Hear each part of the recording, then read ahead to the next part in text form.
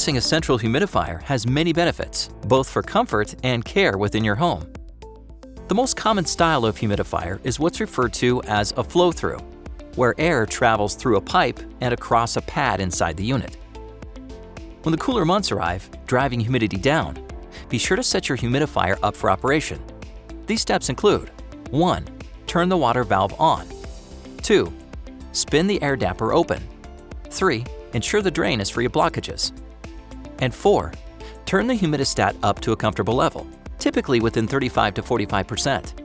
While some humidistats are duct-mounted, it may also be integrated with your smart thermostat. Replacing your humidifier pad should be done once a year to ensure optimal performance. Pads can be sourced through most major home improvement retailers.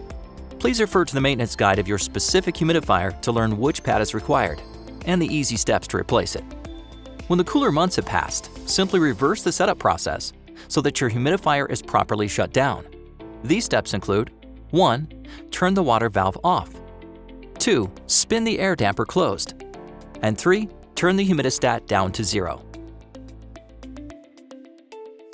Is there a topic you'd like to see? Let us know by contacting your customer care coordinator.